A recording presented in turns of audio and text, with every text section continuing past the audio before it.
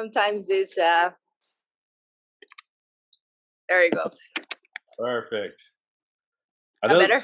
Yeah. Are those the old bags from Beach Cities? Yeah, man. Nice. I was able to get them here. Have a lot of history, right? So it feels nice. That looks good. I like it. You're at the gym right now. Yeah, I just finished coaching and had some private, so perfect timing. I love it. Well, thank you for coming on. I really appreciate it. Thank you. We made it happen, man. We did. Last time I saw you, we were in Vegas at the Pro Gun. What do they call it? The Pro Gun Shop or whatever. Yeah, the Pro Gun Club. Yeah, doing Mr. Bo's class. How did you like it? I was pumped. Yeah. I think Newton said to write things down after we did the first day and then the second day. And I caught myself writing things and just kept going, right? And I was like, oh, wow, I guess I needed to write things down to really take it in more because I was, our adrenaline was up, everything was going on. And so when I actually sat down and wrote things, I was able to take it in even more. So I loved it. It was great. Yeah. I love having you there too, man. Yeah. Well, let me tell you, you are the best. My son was asking, who are you going to have today? I said, Rosario. And I said, she's the best shooter at the tactical training I went to. He goes, better than you? I said, oh, hands down, she was better than me. She smoked everybody. No, Mike was who? No, I think you got Mike though, didn't you? I know when we went next to each other, he got me by like a split hair. It was like shoo. But only one, right? I think out of 2 or 3, best out of 3, you got him, didn't you? No, I think he still got me. Still got me. Well, he's not here, so gave it to him, unless Bo gave it to him, but he's not here, so you were the best shooter. I say you were the best shooter. Well, thank you. Yeah, that was. How many classes have you taken with Mr. Bo? With Mr. Bo, that officially that was probably my 3rd, 4th one, and then my first one was right after my green belt when he was still down here in California. Yeah. And that was just pistol though. So I need more AR practice for sure. Yeah. So so that was the 3rd one with him, but have you done other tactical trainings? A few of them, not as professional like you did with Tim Kennedy, right? Yeah. I want to do that one too. That was awesome. My buddy just texted me the other day and said they just announced level 2. And I think they called it something else, but I'm getting ready to do that one. I'm going to sign up for that one as well. Nice. I can't get enough of them. Like some people run marathons. I don't do that. I wanted to start taking more tactical. There's another one I had on my podcast, Byron Rogers. I don't know if you've heard of him. He's doing one and in Orlando, I think, in October. And very similar to what he was describing, like what Bo did with the shoot house. Just having nasty people attack you and, carjackings and just, it gets me excited thinking about it.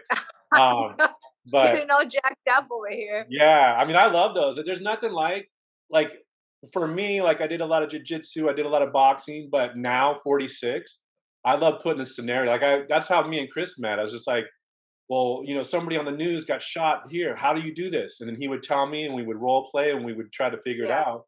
But I just love doing it now because I have a family and I love the tactical training and all that because it tells you like, hey, I'm not going to a bar and getting any bar fights, but I am going to the ATM. I am driving my car in shady areas. Shit's going to happen. What are you going to do? And that's what I love about these trainings. It's like in your face, forcing you. Like when Chris got up on top of us when we were doing the home invasion. I snapped and I liked it. I saw the video finally. I saw the video, your video. You were just like, I was getting ready to take that sofa chair and drop it on his head. I know. And Bo's like, whoa, you're done. I'm like, okay. Yeah. But and he must have, he's in great shape to be able to attack all of us, right? And just keep going. Yeah. But do you think about it every time you go to sleep now? Like, do you think about like, how would I get attacked? What would I do? Like, do you think about it every time? Every time. I'm actually having Chris come out to my house and walk through my house and tell me like if a guy's coming this way, then he's gonna review everything and go over it and just have a plan, and Kingston, Oh, my that's a son, great idea. he's like, "Oh, Yeah. I'm gonna, come down with you, Daddy, and I'm gonna fight." I'm like, "No, your job is to protect Mom and do all Yes. that." But yeah, I'm Yeah. gonna have Chris come out and definitely. He's in Miami right now, but he's gonna come out and I told him we'd do some pad work before and then come in here and just analyze the house, get the best Yeah. scenario because he's like my Yoda, man. I love Chris. He's like whatever he tells Dude. me to do, I might hate it, but I'm gonna do it. So Right. It's like, yeah, yes, sir. Yes, sir. yeah. Yeah. Speaking, he doesn't get tired. I went 12 rounds with him once, and I was dying at like round 8, and he's like, "You don't quit, bam, bam, bam." And I'm like, "Dude, you're like a machine. Don't you ever get Yeah. tired?" And he just like, "Nope, ding," and then we just kept going at it. I was like, "Holy shit, that guy Yeah. does not get tired." I So know. I remember seeing you guys as privates before class and stuff, and I'm like, man, they're going at it. It was awesome. Before yeah, I tested with you, so yeah, no, I've seen it firsthand, and it's like you guys are both strong, just going after it. I get yeah, so pumped. yeah. I love it because that's how I met him was at Equinox in Huntington, and you know how they Oh, that's yeah, he was a trainer there. And my wife, we were signing up, and the guy's like, "Well, what are your hobbies?" I'm like, "Oh, I like surfing," and I don't bring up fighting too much. And my wife said, "Well, he likes MMA," and the guy goes, yeah, "Oh, you're an MMA guy. I got the perfect trainer for you." And I'm like, "Oh, great! It's gonna be this little yeah, foofy guy," and it was Chris. yeah, And that was it. Me and him have been together ever yeah, since. We went from Equinox to the Croft. yeah, Now wherever he's at now, he comes to my. I mean, that guy. I had him on this in the podcast, and he's like an encyclopedia of fighting. And yeah, I mean, the guy is like so knowledgeable about every kind of style of fighting too. So I love that guy. yeah, absolutely. He's Yeah, he's submerged himself into everything martial arts, so it's great. It's great yeah. having him around.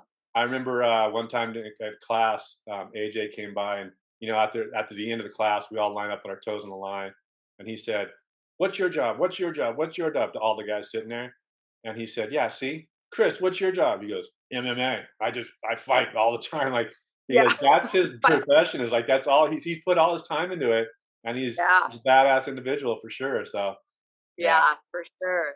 so No, it's okay, great having him around. yeah. Enough about Chris. I First know off, he's probably burning on his ears. He's like in Miami tanning and just hearing us not right? talk about He's got to get that umbrella straw out of the way. And he's like, wait, somebody's talking about me. it. All right. So, hey, I got to first ask you your Yes. Instagram, the Chad Performance. What is the Chad Performance? Oh man, I didn't know if that was gonna be coming. Okay, so that's a great question. So my name is Rosario, as you know. Growing up, I didn't grow up here. I grew up down south in Mexico, and they always give nicknames, right, everywhere. So the nickname was Chatty, and not Chatty, but like Chatty in Spanish. So Chari. Okay. And so that's my name, Chatty, growing up. No one ever called me Rosario. Like, I didn't even know that was my actual name, right? And when I came down here, started playing ball, my first coach started calling me Chad, Julio the Chat, right? Which I have no idea why. And then it started kind of rolling that way where everyone started meeting me as the Chat, Chatty, Chad, Shari, things like that. No one knew my real name. And so when I started doing personal training back in the day, I was like 16, I started just the chat, the chat, the chat, the chat. And then it became the chat performance. And even till this day, a lot of people know me as the chat. But now as I came into my professional career and stuff, I would say not Chad, but I would say, oh, my name is Rosario. And so now when people know me now, it's Rosario, not Chatty. So that's the short pretty much version, but it Yeah. started with the nickname growing up, and it just developed through basketball and stuff. So Nice. that's why it's the chat performance. All right. Yeah, Because so it's a little incognito, so they don't know who really I am. well, before I looked, because I remember we went back and forth, you were doing some weird dance. I was like, what is that? And you responded. I'm like, wait, how do I find that? Because I knew it wasn't your name. And I'm like, I got to go back and find out whatever you call it, the tagline or what the name is. And I was like, I know it wasn't her name. So I had to ask you Yeah, about yeah. Yeah. I thought you were gonna ask me about the dance. It keeps you warm. Yeah. Hey, whatever. Were you guys on the beach, right?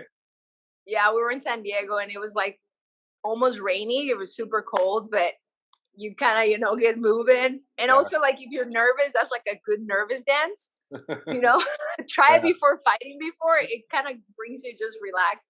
Like how Connor kind of goes Yeah, like yeah, yeah, this. yeah. Yeah, it's kind of like the same thing. So should we call that the Chad thing? perhaps. I don't have my pants right now, so I should be able to do it. Nice. What part of Mexico did you grow up in? So I was born Mexico City, Mhm. where my dad's from a little town, and I moved to down to Chiapas, where my mom is from, another little town, super down south. You will love it. Jungle, water, like just super small town feel, Yeah. and that's where I was until I came up north when I was 14. My mom brought us up here. So I grew up there, and then now I've been here longer than I had been in Mexico. But it was like huge culture change, from Yeah. a small town to up north, Berkeley, where everyone says hella, and you're like, what? Wow, that is a big Yeah, change. Yeah. yeah. So did you pick up surfing out there in Mexico when you were a kid?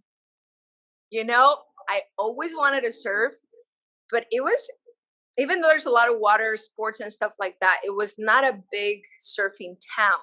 Yeah. So I didn't pick up surfing until summer 2010. Someone exposed me to it, and I was just hooked. I was like, I need to get better. I just want to get on the water, so I would get pounded. But that's how I picked it up. It wasn't in Mexico until I actually got here. And So it was did more LA, like Venice, Malibu kind of area. Do yeah. you know Mondo's Uh-uh. by Santa Barbara? Uh-uh. That was one of my favorite spots when I started learning and going over there. It's colder though, so it's Yeah. nicer down. It's colder and a little bit bigger fish out there. Yeah, yeah, yeah. That's why I don't anything like north of Santa Barbara, I really don't go. Like we went Oh to man, I Cambria. know. I don't know. I got the shark vibe out there. I don't really want to deal with them. I know. I think about it, and I'm like, okay, just be one with the water, be one with the fish. You Just know? just not one with the seal that the shark's gonna get. Oh my gosh, I know. The first time I would go out there, I always loved water, but I always had, should I put my feet in? Should I put my legs in? Yeah. Have you ever seen one close by? I have. I was out at Ofri when I was in high school, San Onofre, and Yeah. we party, we camped all night, so we were drinking and having fun. And all my friends were too hungover, and I went out, and there was nobody else in the water. I see my buddies up on the beach drinking beer, and I'm just sitting out there, and I'm like, "Whoa, double take!" And you think you hope it's a dolphin, but the dolphins go up and down. The shark was just cruising, and I was like, "Oh my god!" It was a Oh, tiger shark, yeah. and it was like Yeah. 10, 12 feet. And my heart, like, I found out later that people were like, well, if you see them, that means they're not hungry and they won't get you. Try to rationalize that thought. When you're out in the water with nobody else around, you see a shark. I turned Yeah. around, I was like, hey Zeus, I was running on water, like, get me out of here. And So you actually oh booked it. man, I went to the beach, I was still running. I ran past my friends. I'm like, there's a shark out there. And they're like, dude, but you're on the land. I'm like, I don't care. I was so scared. Oh Oh, my it was, goodness. and then I found out that I don't know. This is back when I was in high school, so over 20 years ago. That she was territorial, and that trail 4, I think it was, is where she would just eat and do all her stuff. But I mean, I've seen leopard sharks, but anything in the water, Yeah. like once you see a dolphin, you're like, oh, it's a dolphin. But they're still big animals, and Yeah. you still got to like. I've been in waves where I've duck dove, and they're like you're like kind of doing this because you think they're gonna Yeah. hit you, and it's beautiful. They're in the wave, and it's like oh, and then it's like whoa, reality, they're gonna hit me. Oh. Yeah. Yeah. But anything in the water is, get like I've had leopard sharks swim up to my feet, and you're just like, whoa, whoa. Oh. Even though What about stingrays? What about stingrays? oh yeah, I've gotten nailed twice. One time I had a booty on because I was surfing Salt or the Strands, which is next to Salt Creek, and I was walking through the rocks, and I stepped on one, and his barb got stuck in the booty, so he's Oh. thrashing, I'm thrashing. I'm Oh. like, what's getting me? I fall Yeah. over the rocks. I roll my ankle. He pops off. Oh, it was a mess. I ended up in the hospital. And then this last summer, right before I went to Cabo, I was at Carlsbad, and me and my son were clowning around on the shore break for like an hour and a half, totally having Yeah. fun. Never even thought about it. Starting like, hey, buddy, let's catch one more wave. And I One stepped. more. Oh. Yeah, it's always that curse. You say one more, it's Ah. either no waves are coming or something bad's going to happen when you say it and you put it Yeah. out in the universe. So I stepped, and it was weird. It felt like something was biting my toe. So when I stepped to launch off and get off of whatever it was, it nailed Oh. me. And knowing my 7-year-old was there, I'm not manly at all. I got stung by a stingray, and he's Yeah. flying. He's like, "What?" And he's on the beach now running, and that Huh. the initial, it's like, oh, it kind of hurts, and then once that Yep. venom or poison, whatever, starts sinking in, Ooh. man, those Yeah. things. Have you gotten hit by one before?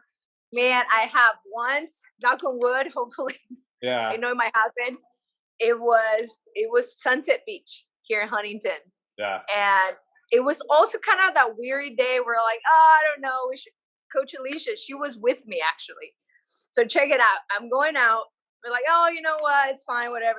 Let's go in. It's not that good. So she's in front of me. I step off of my board, which was a bad idea. When I step down, I just feel like these yeah. right on my right foot, right? And I was like, oh, that felt weird. And she's like, you okay? I'm like, yeah, I think I stepped on a rock. And she's like, oh, okay. I'm like, no, it's fine. And all of a sudden I was like, whoop. And she's like, you okay? I was like, yeah, you should get off the water. I didn't want her to get nailed. Yeah. And then Well, that's so she's like, I'm gonna considerate. call the lifeguard. I was like, no, it's just like a little something. Maybe I just cut my foot. And as I actually came out on the shore, I sat down, blood just gushing. And I'm Yeah, like, no, I'm fine. My pain's like 5. All of a sudden it shot to like 24,000, right? I went from like, I felt like such a CC, like, whoa. And she's like, you okay? I was like, no, I'm not. And then it's just yeah. paralyzed all the way to my hip. So she actually carried me out the beach. It was kind of Yeah. embarrassing, but yeah, she carried me off. Yeah, it's Oh, like it's it was funny the how tough worst. we think we are. We can do some Yeah, badass shit, but then that little yeah. stingray hits you, and I'm like, "Get me out of here!" I'm like, "I'm I done." know. I Yeah, felt so bad. I'm like, this feels kind of like a knife, a gun, or like you're delivering a baby. I haven't thankfully gotten any of those yet, but yeah, it felt like that. yeah. Oh, Oh it's not a joke. And then you like, no, did you put it in hot water right away? I did, and Yeah, and you can see like the foam of like the poison coming out. yeah. Did you check and Oh, see if there was a barb in there? Because that's the part that gets I did. I infected. actually had to get it out. Yeah, Like maybe a week or so later, you could kind of see it was still bothering me, and yeah, so I did a little surgery on myself, just took it out. yeah. Those But are it didn't get infected. I just cleaned it really good, and yeah, those are nasty little creatures, man. I But know I'm speaking of sweating thinking about it. yeah, right. I got my feet off the carpet. I'm like, I yeah, there's no know. stingray. But, Sunset Beach, that's pretty bold because you know what else is out there? I know. Those Well, I was pretty new to the whole thing, wasn't yeah, it was definitely a bad choice. my buddy went out there on a stand-up. He's actually on YouTube doing it. He's like, "Yeah, I see him all the time. Come out there, bring Kingston, my son." I'm like, "Okay, I'll be on the beach." And I'm thinking, Yeah. "There's no way I'm gonna be able to see him from there," and we're talking about great whites. And, sure enough, I'm walking halfway to the beach, and I see, like, 7 of them. He's on a paddleboard, and he's like, "There's one, there's one, there's one." They're all over the Yeah. place. So Oh my yeah, it's a god. breeding ground for them. Once the mom comes and has the kids there, they're always gonna come back and have their kids I know. I had no idea. there. So now I haven't been back there surfing or anything since. Yeah, and because of baby ones, a lot of them will eat those stingrays, so it's kind of a good bad It is. scenario, but It yeah. is. Okay, enough about that scary stuff. Let's talk about fighting. How did you get into fighting? And so my first exposure was my older brother. He got me into. He's 10 years older than me, so he was already at doing Taekwondo when he was pretty young, and I started when I was 5. So he got me into Taekwondo when I was 5. I did my first tournament when I was 6. I still remember like it was yesterday. And from there, I just started exploring. I went through Taekwondo for a long time actually, Yeah. but then I had to pick and choose between basketball and Taekwondo and see what was going to get me farther for scholarships and things like that. Mhm. But yeah, my brother got me into Taekwondo first. He was national champion back in Mexico and great fighter, and he was one of my first senseis. Yeah. So So yeah. you still practice? I mean, you're good at the kick, so do you just parlay that into Krav and everything else, or was it Taekwondo, then something else, and then Krav, or was it did So one? Krav came later once I had already retired from my basketball career and track. Mhm. Alicia got me into it. She took me to the very first one on Beach Boulevard, I've heard about that BCK one. on Beach Boulevard, and she took me to my first class. And I always was looking for something a little bit different because Taekwondo was very sport specific point. Point, yeah, Like the way this sport is very different. And so when she took me to Krav, I was like, oh, I love this. yeah, It's a little bit of everything. It's very aggressive, but it gives you that emotional discipline, you know, it gives you that patience, but you have to be aggressive. It's quick, it's simple. And so I fell in love right away because I didn't want this kind of like dance around point, dance around point. Yeah. And nothing against Taekwondo. It gave me a great base. It was just not applicable in a lot of ways. So when I did my first class for Krav, I was like, yeah, this is something more applicable for real life, you know, So you went and for straight from everyone. Taekwondo, then to basketball and other sports, and then Krav. There was no in between martial arts at all. No, I always kind of did Taekwondo. I did it for a long time. I competed for a long time, all the way till before I moved to the U.S. And once I moved to the U.S., I focused just on basketball, track, but always with martial arts background, Yeah. Boxing and things like that, Muay Thai, and then straight to Krav. Yeah. Right after that, yeah. How And long from did there, I expanded Jiu-Jitsu, especially more like Muay Thai and boxing. I was yeah. really into that. My dad used to watch boxing every Friday, so I would watch it with him and just practice in the garage, you know. How did your Taekwondo prepare you for Muay Thai? Was it pretty hand in hand, or I think with the kicks, it helped with the yeah. flexibility and the kicks, and just being very much like on your toes all the time because they're always bouncing with Taekwondo. Yeah. But it wasn't. Uh, it didn't give me as much power like what we need for Krav or like pushing forward or moving forward. That was more from sports. Yeah. Yeah. All right. Because for Taekwondo, I remember my first tournament, I was 6, and you couldn't punch people, right? You had to punch them like right on the Yeah. chest or low. You couldn't. Not that I wanted to punch him in the face, but it was just Yeah, like a you did. natural thing to want to punch in the face, right? And Yeah. I remember my first one, I lost my match because I felt so bad. I punched the little girl on the throat, not to want to punch, but it was just more a natural thing for me to utilize my hands also. And I remember she started crying, and I almost started crying because I felt bad. I was 6 years old, you know, you don't Yeah. know. And so I loved it. It just was very different. It was very much point based, Yeah. but the discipline that I had with my brother and the senseis there, it was great. I mean, I would agree that every kid should be in martial arts for sure. Yeah. My only experience with Taekwondo is when my nephew, he was about probably the same age, 5 or 6. He was in a tournament and he ended up fighting, and he was a taller kid, so it looked like he was older, but he was fighting Yeah. Bob Saget's son. And I don't know. I mean, since they were so young, it didn't really matter. But one of the rules, like you could hammer fist on the top of the head, Yeah. and that was a point. And so all they would do once they got it in their head that that was a good point, it was like that bop 'em game at the carnivals. And all they would do was just kind of do this, and they were trying to bop each other on the heads, and it was Yeah. comical. I don't know if it taught them too much, but it was pretty funny to Yeah. watch them trying to bop each other on the heads. Yeah. But yeah, I You never. can get pretty caught up with the points, Yeah, but you see great matches out there too, like really, really good matches. And you have to be very athletic, very much dynamic. You have to know your ground, your awareness. And I mean, those kicks could come out of nowhere, right? yeah, So it does give you a big awareness for a lot of things. yeah, And I can see how that could help for multiple attackers per se, right? yeah, Because they're coming at different directions. So you're not just tunnel vision. yeah, So little things here and there I could start seeing. But there was no groundwork, for example. You would yeah, do ground drills, but there's no groundwork. yeah. And that was definitely a deficit that I needed to work more and more because Taekwondo doesn't do much of that. Yeah. So how long did it take you from the first class you went to get a black belt? That actually, I think I was there when you got your black belt. Was I? Yeah, my partner was Chris. Yeah, yeah, Chris was yeah. my partner for black belt. Yeah, Yeah. we got it 2 years ago. So I started June 2014 Yeah.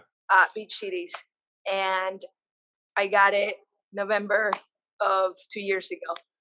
So Wow. it took me about 5 years or so. My first few, I didn't miss any belts starting there because I was just like, oh my God, I need to train all the time. And I hadn't opened DRS yet. So I was utilizing the time that I had to just do classes and classes and learn everything. And I mean, every instructor there was so great to just teach things that I didn't know or I wasn't as comfortable with yet, you Yeah. know. I mean, weapons were great, but it was kind of tabooish back in Mexico. Some Yeah. pretty tabooish. So it's like, okay, how do you get comfortable with this? And Yeah. so Well, I was just like there all the time. yeah. Did you ever you did instructions, right? You were an instructor? Yeah, I Yeah. did it with so Bo ran it, Abel was there, Bianca. We had McKenna was the first actually team that did the instructor training Yeah. with us. That was brutal. That was awesome. It was 2 days. It was Yeah. 8 hours. I love things like that though, you know, Yeah. that pushes you. Yeah. So yeah, I did instructor training. I did some instructing. It's just the timing for DRS, and that was the same class times. Yeah. So Well, let's talk about DRS. How did you get that going? Well, first off, what is it, and how did you get that going? whew, okay, so DRS means develop real strength. Some people call it doctors, so it's fine. Doctors of health. That started in 2014, so we're almost 7 years now. I had been managing a different gym prior to that for about 3 years, and that's where I met my business partners now.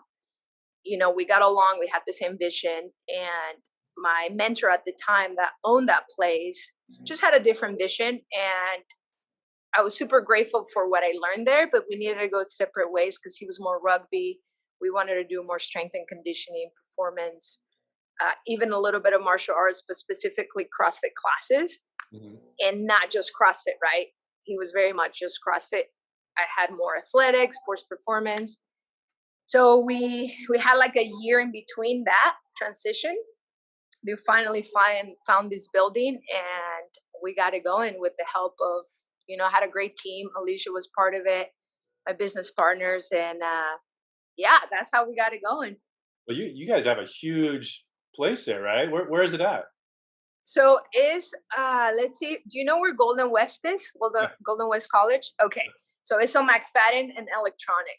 Yeah, we're about 64 square foot inside, and then now we've expanded on the outside for about 2,000 more because we're Wow. not doing a parking lot anymore thanks to COVID. Well, that We was my next it question. was, Like, how did you yeah, how did that affect your business? How did you maintain? Like, it was a wild year we've had. So how it was a wild year, man. did you ever You slow know, down?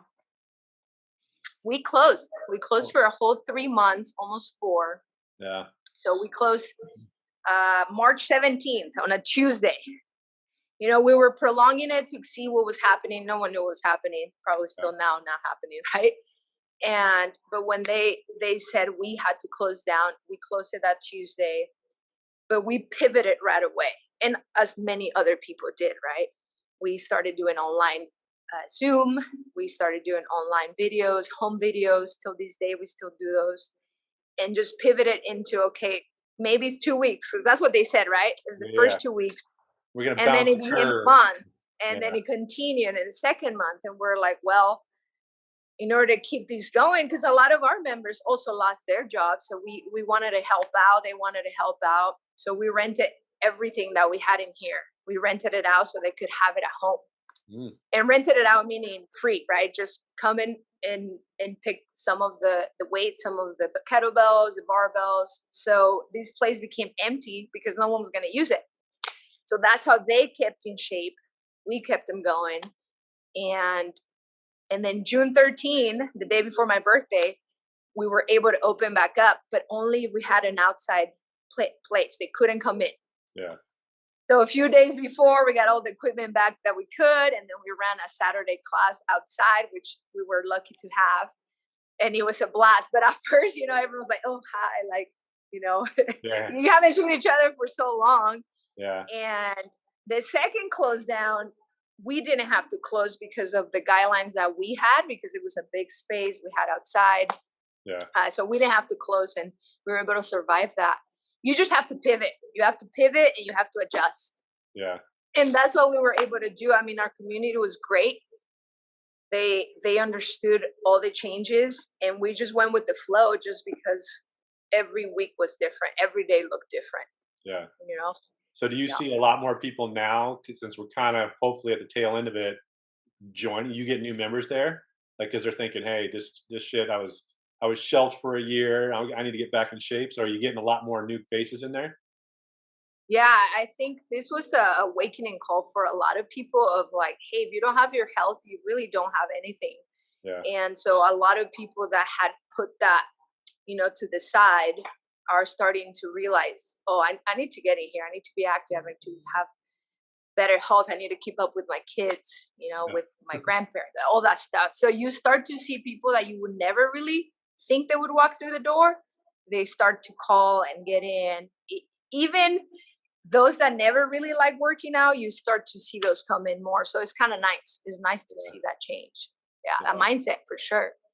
Yeah. I think that's what like Krav with me. Like I've always, if I'm too stagnant, if I lay down for too, if like I'm sick and I can't do anything, all Yeah. my injuries start coming out. Like, oh, this is hurting. My Uh, back's hurting. So yeah, I think, your shoulder, you recovered well from that. oh, that was the most hard. That was the hardest thing I've ever, because not after the surgery, I got frozen shoulder, and so I was, oh, I mean, I was out in Cabo and I was teaching a guy how to box every morning, and I saw a picture of how much muscle I lost. I said, my man, I'm sorry, but we're gonna go to I'm going to the gym, and I just said, Yeah, screw it. It hurt, but I need to put some muscle on. So I started lifting heavy yeah, again because I was like, I was nursing it too much because the doctor told me to. He's like, "Oh, yeah. well, don't lift heavy, don't do this, don't surf, da da da da." And I'm like, I was listening for a while, and then finally I was like, you know what? I You think gotta I'm just move. gonna go the opposite. I'm gonna go just push through it. It's gonna hurt. Something's Yeah, always gonna hurt on me for some reason. yeah, I just got my knee. I got an appointment to go get it scoped out. I mean, it's just part of being active, right? I mean, I'd rather be yeah, active and hurt than be on a couch and have heart issues or, yeah. some ailment that way. So, yeah, I think, and plus with COVID, I think, because I had it last December. I think Oh, really? Yeah, I think because I was so healthy going into it, that, yeah, I was on my butt for 2 or 3 days. I took the Z Pack and whatever I could out, a guy from Florida gave it to me. And, but I could still feel like my heart and some lung issues. But I yeah, think, definitely with people that weren't healthy or overweight, that's why it was kicking their butt so much and, killing off a lot of yeah, people because they already had underlying health issues because they just weren't taking care of themselves. So, yeah. yeah, I think the gym, I So mean, it's important. been, that's my coffee in the morning. I go to the gym at 5 in the Yeah, morning. me too. And I know. I saw you. You're super up early. I'm like, yeah, that's my guy. yeah, that Gets it going. I go to bed early and my wife laughs at me. She goes, "You're like in bed at 8:30." I'm like, "I know, I love it." Because I can't sleep in for the life of me. Even like days when I'm like, I Yeah, wish I could just sleep in tomorrow. I'm up at yeah, 5:15, and so yeah, it's like, might as well go to be active and do stuff, and then instead of sitting yeah, and for doing nothing. sure. I So saw your video saying like I'm gonna hit the gym before my family wakes up and stuff. I was like, oh, this has to be at least at 5 a.m. that's like, But it gives you so much energy. oh, it totally does. Like I'm the Yeah, happiest like from morning until about 6, and then I start crashing. Then it's like, hey, let's get all the homework done. Let's get the food done. Get the showers in because I'm gonna hit hard when I hit. And then, yeah, but yeah, I'm back up at 4 in the morning, and then I come yeah, home like 4 or 5. I start moving around. My dog's getting me up, and then I go to the gym, and then I'm like, well, I'll do a couple more reps because I know they're not going to be up. So they're then I not gonna come be. in. I have to get my son ready for school, and my wife and everything gets up and going. So yeah, the gym is the best way to start the day for me. I know some Yeah, people like to do it at night and whenever they can, but for me, the gym yeah, is the best way to start my day. yeah. No, I agree. Me too. I'm in the morning, hit it. I mean, I wish I could go to bed at 8:30, but we're still wrapping up some classes and things. But Yeah, I still try to get some. I mean, sleep. Oh my god, I don't drink coffee. Sleep and food is like my fuel. yeah, yeah, yeah, definitely.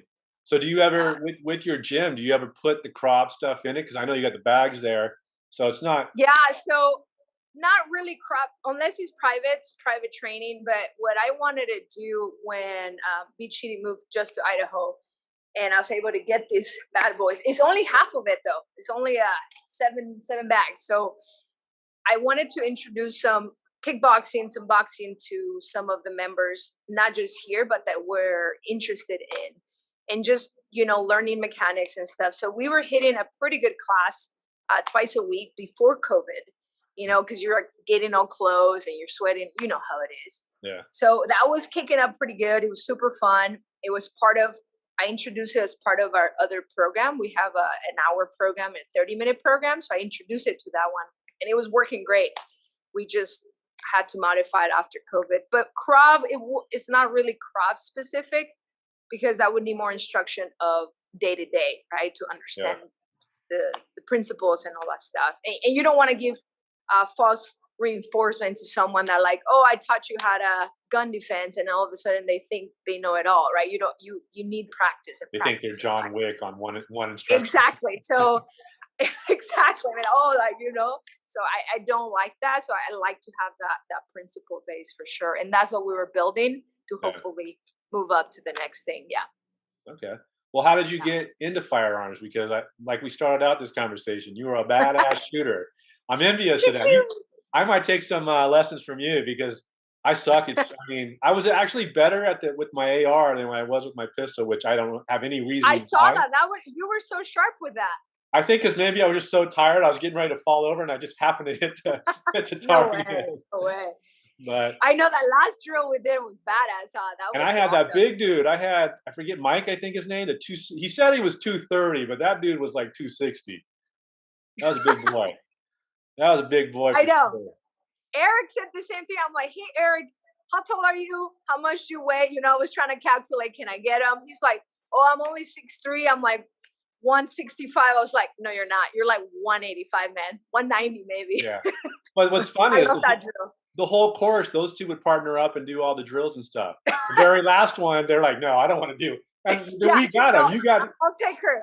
Yeah, you got Eric, and I got the big dude. And I was like, man, that was a pain. That was a good. I love it, but man, during that, I was like, this guy's more than 230. F this guy, man. He's 260 at least. Oh, you did good though. You just. Well, thank you. But so how did you get into firearms? Oh, shooting. Yeah. Yeah. So I've always been intrigued, and like I said, it was taboo a little bit before, and I never really handled any firearms growing up, but I always liked knives and little things like that. You know, machetes, like I always had a machete. My brother gave me one, you know, like a ceremony kind of thing. Yeah.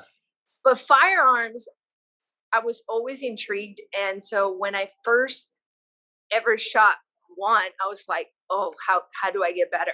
You know, what do I work in terms of, do I close one eye? Do I have to open? I just started getting intrigued and just practice, even if it wasn't a real firearm. And when I started doing just gun defense and things like that for Krav, I just continue to, you know, just research and ask questions and go shoot and just understand what's all about. And because you can hear a lot of different things, but there's certain things that are pretty much similar, right? Yeah. And that's how I started to get better. You know, dry fire, just working that, or working mechanics, or slowing things down. Because I like to go fast, so I have to slow things down to get better, you know? But just putting a target and just dry fire, understanding mechanics mainly. And I had to switch because I used to close one eye, but I'm like opposite eye. So when I would close, I would have to close this one instead of this one. And then I was like, no, I'm going to have my eyes open. So I started working on having both eyes open, which was an adjustment. Do you close one? Or do you have both? There's no rhyme or reason to what I do. I'm just like, I think I'm focused so much on like the 1, 2, 3, get it out here, that by the time I'm getting ready to shoot the target, I don't even know what I got going on. I don't know. You know, for that course, I was so bad at Tim Kennedy's course that I put a red dot on my pistol for Mr. Bose, and I didn't know what the heck I was doing. That red dot laser was all over. So 99% of the time, I was just aiming in the vicinity and shooting. Yeah. And that's what I'm saying. I'm not very good at shooting. So you hit it mass. You know what helped me? It was just like, look at the target. Don't even think of mechanics here. But what helped me was just get comfortable at looking at your object, right? So like if you have this two and then your object's behind, is like look past it and try not to be like this. Yeah. And so what I did had to open both eyes and just kind of zoom into that. You just focus on instead of trying to, Yeah. And that's just to train your eyes to be able to acquire that. You know, when you zoom into that target. Yeah. Because when the mass is here, you can shoot it closer. But when you're farther and farther, that's how I guess try to get my eyes. And honestly, I have a long way to go, but that helps me. Does that work with the rifle too? Like, how do you do the rifle? So the rifle without the red dot, without the who had that one? Was it Christina? With the red dot on I it? don't know, but that thing was just like super easy to see because it was kind of doing the job for you. But if it didn't have that, I work on the same way, just kind of like having both eyes open. But with her rifle, that thing was magical. It was just Well, like after that course, I hit up Bo, and they're in my office. I got to put them on, but I got the Sig red dot for my pistol and my AR. yeah, So I'm just all pew, pew, about pew. I'm all about working smart, not hard now. So my next course, are you gonna go to the course in August that he was talking about? Yeah, I'm shooting for it. I'm trying to make it happen. Are you gonna go? Yeah, I'm gonna try. It's in Idaho, I think, Yeah, right? Yeah. yeah. In August, it should be pretty warm because I don't want to do snow stuff. I'm not a snow guy. No, So that's why yeah. you keep your tan all year long, man. Hey, I try. I try. My son's a big surfer, so even when it's raining, like today, I don't know where Yeah, in San Clemente, it's not very nice, but I'm gonna yeah. pick him up from school and we're gonna go out in the water. So Oh, yeah, that's so nice. this part of me will all stay tan sometime, my hands, but in the Yeah, I know, summertime, right? yeah, get that funky I farmer know we skin. need warmer water. Man, coming back from Cabo, that was one of the big. I just wasn't motivated to put on a 3-2 wetsuit and all that. I just don't like it, but I love surfing, so I finally put it on a couple weeks ago and went back out. But yeah, we need to Are go to you all somewhere. trunks in Cabo? Yeah, but actually in Cabo, it was because we were there from January to March. It was actually Yeah, colder than it normally was, and all of my friends out there were like, "This is not normal." There was guys out yeah, in full suits because I sneak out and go to the gym or go to the surf early in the morning when it's still dark. I try to be the first one out in the water, and then it was freezing. I was like, "Holy it was crap!" And freezing. usually when the sun Yeah, comes out, it'll warm you up. But there was guys yeah, out in full suits in Cabo, which I'd because we're never not seen used to before. it. Yeah, Yeah, and they're like, "This is not normal." I don't know what it was, but it was just an abnormally cold winter. yeah, But for me, it was still warmer than what I'm used to out here for sure. So, you know, yeah. yeah, we might go back and in the summertime, the water. I just looked at the water temp the other day and it was 84. Oh So my gosh, yeah, that's like yeah, sauna. yeah. So it's like 100 outside and 84 in the water. I Oh need to my go. god. Woo. I need You to go back. shortboard though. Yeah, I You shortboard? shortboard. Yeah, that's the Yeah, main one. But then with my son, when he's out, we go to Doheny out here. yeah. I love Um, it there. yeah, I just bought a 6'5" soft top for me. So when I'm out there with him, because I usually had a big old wave storm, and those things aren't that Yeah, easy to maneuver. So I got a right. 6'5" soft top, took him out, and he wanted to ride it, and now it's his now, and now I have to go get Of it. course. I have to go get Now something you're not. else. You don't have anything. Yeah, so Doheny's Yeah, fun though. I mean, I didn't have that when I yeah. was a kid. I just went out to Huntington and just got the shit kicked out of me. Oh my Um, gosh. but yeah, he loves it. It's like a park for kids. I mean, there's so many groms Literally, out there. Doheny is one of my favorites. Yeah. Yeah. Well, hit me up when you go out Especially, there again. does he stay more on the right side? What is it called? The The boneyard? Boneyards. Yeah, he loves Ah, Boneyards. I think he's only gone to that main peak or the other peak like a handful of times, but him and his friends all go to Boneyards, and it's yeah, like it's to me. I grew up inland. I grew up half an hour, 45 minutes away from the beach. So like I played soccer, football. I went to yeah. the parks and stuff. This is their park, and I'm envious of them because I'm like these little groms. There's like 40 of them out there, and they're all clowning around, jumping on each Yeah. other's boards, cutting each other off. Doing a Um, headstand on the yeah, board yeah, and yeah. I don't know. Somebody posted Kook Slams or something. There was a wave where a guy was on his head doing a handstand. Another guy was coming here. Another guy. All three of them converged at the same spot and just freaking piled like dog piled yeah. each other. Yeah. Yeah. How'd you get into surfing? If you How were did inland. my mom loved the beach. She's a real beach Okay. person. Yeah. So, like when I was first born, the first house they had, my parents was in Carlsbad. They opened up the front door and I just plop on the sand. So I was always digging. I was one of those kids who was just eating sand, throwing sand Yeah. everywhere. And my sister, complete opposite, would get a towel and just sit in the middle of the towel, not doesn't want to touch sand at all. So, and that kind of got the seed of the beach in me. And then they moved inland, but my mom was still a beach girl, so she kept driving me to the beach all the time up until I got my license. Ditch, you know, we'd ditch school, we'd go down there, and she was great. She still is. She told me the other day, actually a while ago. She goes, it kind of broke my heart once you got your license. You never took me to the beach. I'm like, oh, Oh. that's kind of sad. So, But yeah, so then I was doing the boogie board and doing the whole thing. I had a bunch of Yeah. guys that we'd all go down there, and then I just did a natural transition from boogie boarding to surfing. Um, Yeah. and my dad never, you know, he said he surfed, but he never taught me. He's just like, yeah, here's a board, go out there and learn. Yeah. So, you know, I'm a visual learner anyway, so I'd watch a lot of the guys. I would do, you know, try to mimic what they were doing, and then I just picked it up and loved it. And yeah, I love it. I mean, we could talk about it Practice. all day. I But know. I know. yeah, that's why I Well, got that's the, how you get better, just getting out in the water, right? yeah, and that's exactly what I tell my son now because he's like, well, you know, there was a time between Cabo and California where we didn't surf for a couple weeks because it was raining and it was Yeah. just shitty weather. And then the first time we went out there, he goes, Dad, we took too much time between Cabo and now. I lost it. I'm like, you didn't lose it. Oh, And I pushed him into one wave and he took it like 100 yards. And I could yeah. see him paddling back out. And he's like, okay. Yeah. It's Just just, like this. yeah, it's just like Big fighting. smile. It's like putting in the Yeah. repetitions, keep doing Oh, it. yeah. You know, even if you don't want to be out there, just putting it Yeah. in, putting the work in. So that's what I'm trying to instill in him is to not give up. The other day, he said he was tired, so he held onto my foot and I paddled him out there, which in the long run, I want him to do it. But then I looked at it as like, this is cardio. This is good workout. Yeah.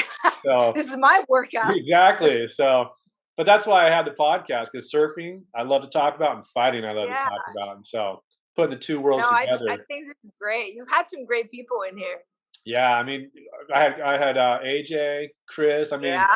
I'm just super appreciative of everybody, including you, to come on here and share your Thank you. experiences. Because, I mean, when I saw you, I think I saw you when I was I don't know what we were doing. We were rolling, and I started rolling with you, and I was like, this girl, and some of the girls, I won't tell you their names. Maybe after they were getting nervous for their pretest, and I said, "What are you nervous about? You're really tough." And she goes, "Rosario's over there. I think I'm gonna have to fight her." I'm like, "Oh well, I can't help you there." But Yeah. uh, I remember we took some morning classes and we also tested together. I know you kind of had like a migraine and stuff, but because you go hard, man, you go hard. You love it. well, that I don't. I got to find the happy medium because the first time I met Mr. Guy from my whatever yellow belt, he Yeah. I never even met him before, and he comes up and he's our little group. He says, "You guys are doing great, great, great." He goes, "You," he goes, "You're gonna kill yourself if you keep going at this pace." I'm like, I got to find a happy medium. I either go freaking balls out or I don't Yeah. go. It's like I don't know. I got to Yeah. find a level, an even level. Yeah. But Well, it's better to have that pedal to the metal where you could bring it back than having to push somebody to go hard, right? yeah, So that's that's a good attribute for sure. have you ever taken an MMA fight, or have you ever had a like a cage fight or anything? So, it wasn't a cage. I wish it was. When I was 29, now that I'm giving you my age, I'm still 25. I'm No, 46. but when I was 29, You're still a young I buck to told me. Bo, I told Bo, I was like, hey, Bo, for my 29th birthday, I want to fight. And there's, it was like this Muay Thai tournament, right? And he's like, you serious? I'm like, yeah, I'm serious. I want to wear the shorts and everything. And at the time, Jason, remember Jason? I don't know if you ever met him, tall, black belt. He's with Noi right now at the time, but he used to Muay Thai. And I mean, this guy, long, just perfect Muay Thai body, just everything, right? And so they all helped me to get ready. He did, Alicia, Bo, everybody that was included there, which was, I don't know, almost 6 years ago. And so we show up to the fight, right? I am jacked up, so I have to like calm down. The only other things that I've done is basketball, taekwondo. It wasn't like true fighting. I had to wear 16-pound gloves or 18, I don't remember. So they were huge, so Yeah. you didn't hurt each other. And it wasn't by weight class. It was by age group. So I could have gotten like a huge girl or tall, whatever. I was like, whatever, I'm ready. So Bo, yeah. So Bo was there, Alicia. A lot of people actually showed up. It was Edison High School. I had never been to Edison High School. For some reason, it felt like it was like 3 cities from here, because I was just so ready.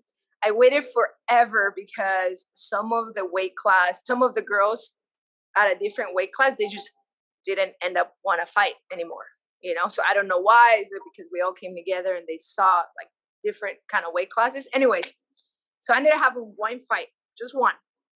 This girl was solid, a little shorter than me, and just like bulldog. She just would not stop, right? And so I remember it was like a 3 minute. It's a 3 minute, I think 3 minute round. And we just went at it. I just hear Bo go. So that means go all out because we had already practiced. If this person's like this, you do this. If this person starts like this, you do this. So we had already practiced a lot of scenarios. Was it just Muay Thai or was it MMA? It was Muay Thai. Yeah. You could have taken it to the floor, but there was really no reason to be able to score. So boom, boom, boom, knees, everything. So you could do knees. You couldn't do elbows. You couldn't do elbows. Oh man, it was the best 3 minutes ever. We were just getting after it. My adrenaline was up. So actual tournament wise, yes, like that. But I've been in quite a bit of fighting, just not in that scenario, you know? Yeah. Back in the day, my brother wanted to do MMA after Taekwondo. So there was no MMA at the time. So it was more like cage fighting. So it was kind of like almost illegal back there, back in Mexico. So we didn't get into it, but we always loved, I mean, I love sparring. Yeah. I don't like hurting people. I just love sparring and, you know, exchanging and learning and getting on the floor and getting back up. And it's such an emotional discipline. It really is. That's why I think we get along well, because I love it too. Yeah. Like I love mixing it up. I went to it because I moved. I'm out in San Clemente now, and I went to a gym out here for Krav, and they don't do any contact sports. I said, well, when's your fight night? Like Chris. And they go, yeah, we can't do sparring. I said, why? He says, well, we kill each other with Krav. I said, no, that's not true. I said, thank you for your time. And I moved and I joined an MMA gym out here. But I think any fighting, if you're doing any fighting and you're not sparring, you're not really. Yeah, you're not going to get better. Yeah. And it's a controlled environment, you know. I see it more like you respect your opponent, they respect you. You're not going to hurt each other. Yeah. So that way you could be prepared for outside, right? And just exchanging things and it's like, oh yeah, that was a good one. Oh, that was a good one. You know, that's why I love fighting certain people and sparring certain people, because you get better. Yeah. You're not going to get hurt. You can continue practicing day in, day out. It's not like you're going to go all out for one day and then you don't come back until 3 months later, right? Because you got a concussion. So, yeah. Well, there's some guys. I always tell people, because I was just talking to my cousin over Mother's Day weekend. I said, you got to get into sparring. He's like, no, I don't want to do it. I said, no, sparring is controlled. It's technique. But then you do get the guys, and there's a couple that I know I could talk about who just like, and they go in there and they think it's a bar fight. And it's like, no. And there's some guys you just are like, I'll spar them because I'll never say no. But I know it's going to be, you know, it's going to be a little bit more brutal, and it's fine. I don't mind it, but it's like, I don't really learn anything. I mean, maybe learn how to take a punch, but even then, it's like, like we had a bunch of good guys at the Krav, you know, with Omar, AJ. I love soaking in. Even Alex is so fast. Alex is like a video game, man. That guy hit me in the head. I went to counter, and I'm like, where'd he go? And he was behind me, kicking me. And I'm like, Jesus Christ! Like, Ryan almost broke my back. I went to go do something, and he folded me up like an accordion. And I was like, oh, I don't think my back was supposed to do that. But I loved everybody at that gym. I missed it a lot. I kind of want to go back there and just on fight night or sparring or something. But no, it's awesome. They're great. You learn something from each person, you know, like Gary taught me something, Aegis taught me something. I think Alex was one of the first few that I grapple with. Yeah. And then Christine, I don't know if you remember Christine. She was great. She used to teach on Friday mornings. And you know, it's like being able to like spar someone like you, tall, just strong, and then you have someone that is really fast, right? So the more you expose yourself to different people, different stimulus, different styles, just like Chris or like Bo, sparring Bo. I've never sparred Bo. Everybody. Yeah. You never have? I never have. He's a bad individual, huh? It's fun. Yeah. Different. Wow. Everyone has a different style. Yeah. And you know, some people love more groundwork, like Mr. Noah. He's great at just being so comfortable at the ground. And then some other people love more stand up. So, for our black belt, I think one of our full hours was just grappling each person, just continuous grappling, and then sparring, and then scenarios. And that was so fun just because if you're gonna get better, you have to expose that way. And you have to be fatigued and still be able to keep going. Yeah. What do you tell girls who are like, "Oh, I don't wanna get hit," or, "I wanna learn, but I don't wanna go, grapple, I don't wanna spar." Like, what do you tell them? Because I got people all the time asking me, women like my sister-in-law, "Can I get into Yeah, it?" And I have my own thoughts, but what are your thoughts about telling other people, yeah. women in general, what to Well, do? yeah, definitely. You want to find a place that has safe environment for learning and learning the basics, right? Learning striking, learning body movement mechanics. Like, be solid at those because that could help when you do get to sparring. If you get to sparring so quickly and you barely even know how to throw a punch, it's going to be a lot more overwhelming. Yeah. And find somebody, maybe even private training first instead of a group sparring, and understanding back and forth mechanics and how you're going to cover defense, offense. And then from there, start progressing it to you eventually will have to get in there and take a punch here and there, because you have to understand, okay, if this happens to me, can I continue? If they throw me on the floor, can I continue? Yeah. But again, in a place that they value good technique, good mechanics, safe environment, but also they push you. They have to push you, because if you don't get out of your comfort zone, imagine out there, you're not gonna be like, hold on, don't Yeah. hit my nose, Yeah. you know. Yeah. That's what I tell So people. Yeah. yeah, that's what I tell everybody, girls, guys, anyone that is intimidated, because it could be intimidating, right? Someone coming at you and hitting, and you start to get watery eyes. You Yeah. know, Time you could out, be time tough out. as I don't nails. wanna do Yeah, this. tough as nails, but then you get watery eyes, and it's like, Yeah. Did you so it's ever just Go ahead. progression. Yeah. Did you ever Yeah, teach and one be in with, shape. You have to be in shape, yeah. Did you ever teach because the if women's you're out of course? shape, what's up? Did you ever teach the women's, self-defense course? Yeah, yeah, we used to do that quite a bit with Alicia and Noi. We Yeah. did it at Beach Cities, and then we kind of expanded, and then we were doing a women's class with Abel, and you know, I don't think it's about men and women. I just think it's about foundation of movement and being in shape. Mhm. Because if it's a guy, it's a girl, you're out of shape, and now you're trying to spar. First, you're sucking wind, right? Yeah.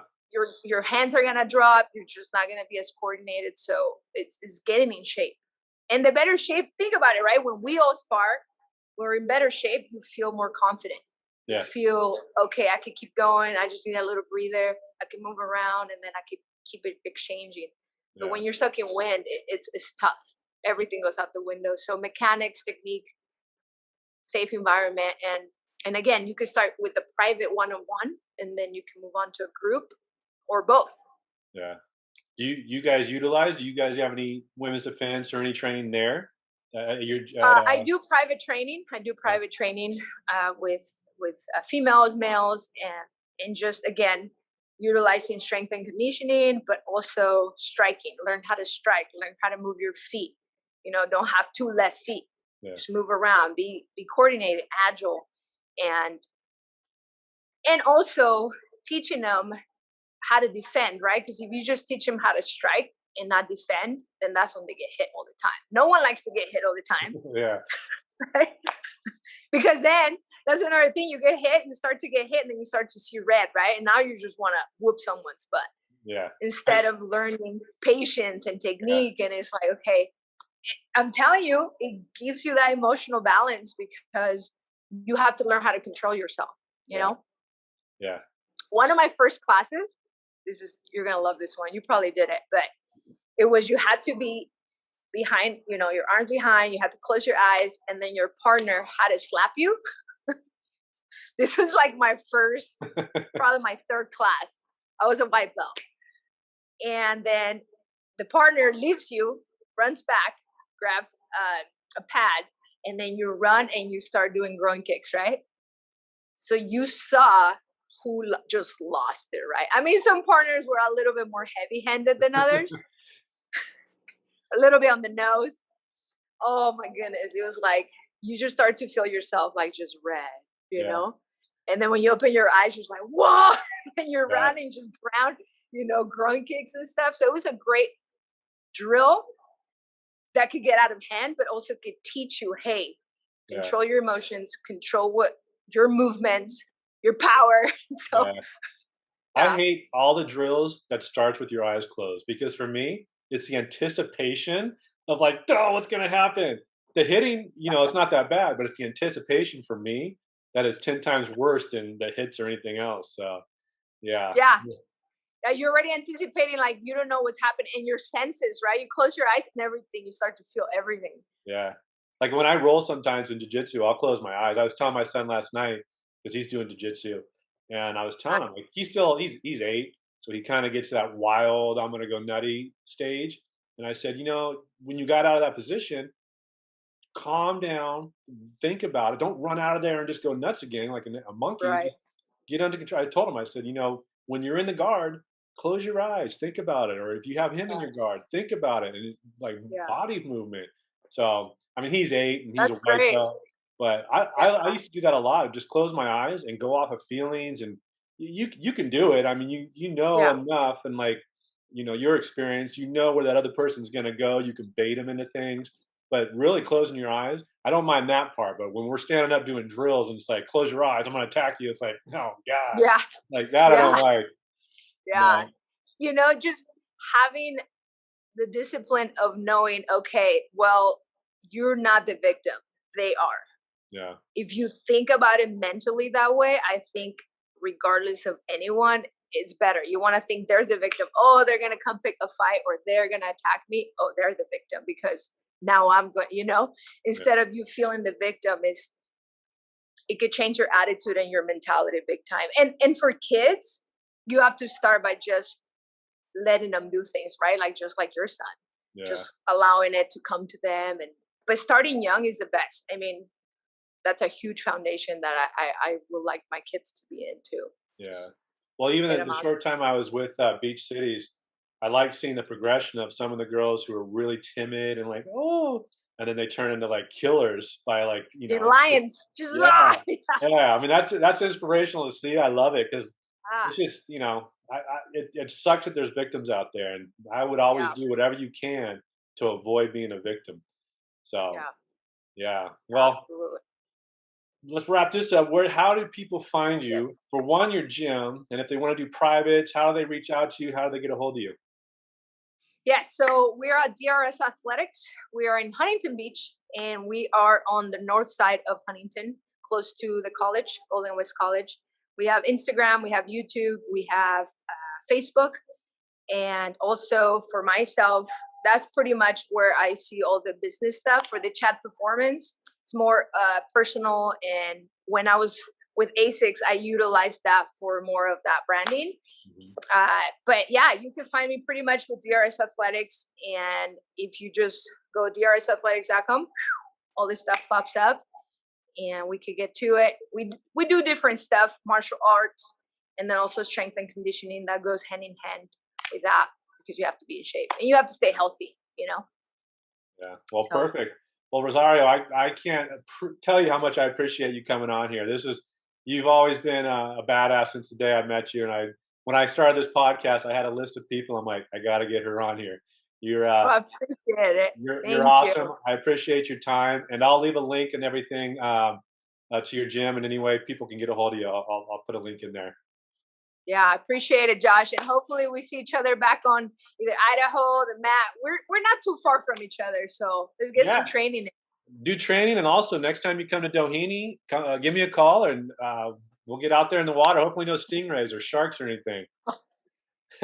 For sure. Thank you, Josh. Thank you for having me. All right, Rosario. Thank you very much. I appreciate it. Yes, thank you. See Talk ya. to you soon. Bye.